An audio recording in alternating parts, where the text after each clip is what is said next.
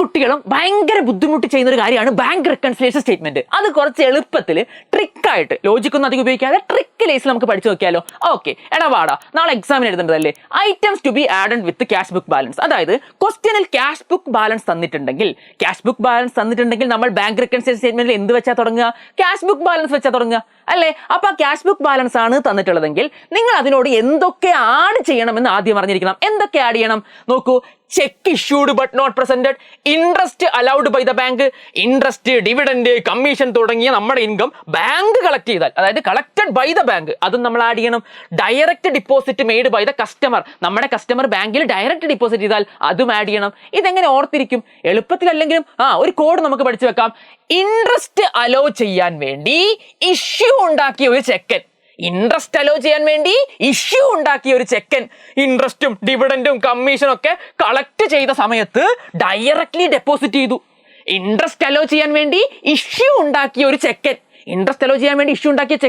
Interest, dividend, commission ഇതൊക്കെ bank collect ചെയ്ത സമയത്ത് ഡയറക്ട്ലി ഡെപ്പോസിറ്റ് ചെയ്തു. അപ്പൊ എന്തൊക്കെയുണ്ട്? ചെക്കൻ ഇഷ്യൂഡ് ഉണ്ട് അല്ലെ, ഇൻട്രസ്റ്റ് അലൗഡ് ഉണ്ട്, പിന്നെയോ ഇൻട്രസ്റ്റ് ഡിവിഡന്റ് ഒക്കെ കളക്റ്റഡ് ബൈ ദ ബാങ്ക് ഉണ്ട്, ഡയറക്റ്റ് ഡെപ്പോസിറ്റ് ബൈ കസ്റ്റമർ ഉണ്ട്. ഈ കോഡ് ഉപയോഗിച്ച് നിങ്ങൾ എന്ത് ചെയ്തു? ക്യാഷ് ബുക്ക് ബാലൻസിനോട് എന്തൊക്കെ ആഡ് ചെയ്യണമെന്ന് പഠിച്ചു. Yes, clear.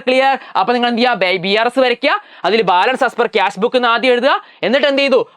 ഇതൊരു രണ്ട് ഫോർമാറ്റിൽ വരയ്ക്കാം കേട്ടോ. അപ്പം ഈ ഫോർമാറ്റിലാണെങ്കിൽ പ്ലസ് എമൗണ്ട് എന്നുള്ളിടത്താണ് നമ്മൾ ബാലൻസ് എഴുതുക, ഓവർ ഡ്രാഫ്റ്റ് ആണെങ്കിലോ മൈനസ് എമൗണ്ട് എന്നുള്ളിടത്ത്. അത്രേ ഉള്ളൂ വ്യത്യാസം. ഓക്കെ, അപ്പൊ നമ്മൾ balance as per cash book start ചെയ്തു. നമ്മളിപ്പോൾ കോഡ് അനുസരിച്ചുള്ള സാധനങ്ങൾ ആഡ് ചെയ്യുന്നു. അതായത് പോസിറ്റീവിൽ അതിന്റെ എമൗണ്ട് ബാലൻസ് എഴുതുന്നു, അക്കൗണ്ട് ബാലൻസ് എഴുതുന്നു.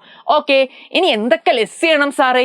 ഇതല്ലാത്ത നമ്മളിപ്പോൾ തൽക്കാലം കോഡ് പഠിക്കാത്ത കുറെ ഐറ്റംസ് ആയിട്ടുള്ള cheque deposited into bank but not collected, bank charges debited by the bank, interest on overdraft charged by the bank, electricity charges paid by the bank, cheque dishonoured തുടങ്ങിയിട്ടുള്ള ഈ സാധനങ്ങൾ കണ്ടില്ലേ?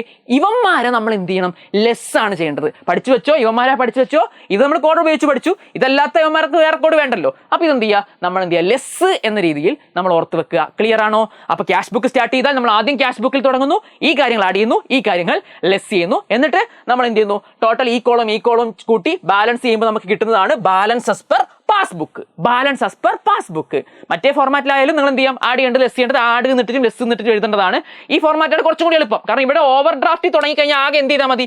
ഇത് ഇവിടെ എഴുതുന്നതിന് പകരം ഇപ്പുറത്ത് എഴുതിയാൽ മതി എന്നുള്ളൂ. ബാക്കിയെല്ലാം സെയിം ആണ്.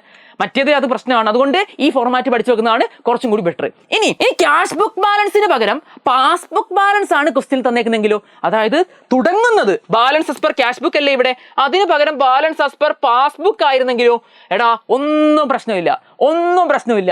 ഇവന്മാരെ തല തിരിക്കുക. അതായത് ഇപ്പൊ നമ്മൾ ആഡ് ചെയ്യണമെന്ന് പറഞ്ഞ് കോഡൊക്കെ ഉപയോഗിച്ച് പഠിച്ചില്ലേ, അവന്മാരെ ലെസ് ചെയ്യുക. ഓക്കെ, ഇവിടെ ലെസ് ചെയ്യണമെന്ന് പറഞ്ഞ് പഠിച്ച ഇവന്മാരില്ലേ, ഇവന്മാരെ ആഡും ചെയ്യുക. പരിപാടി കഴിഞ്ഞു.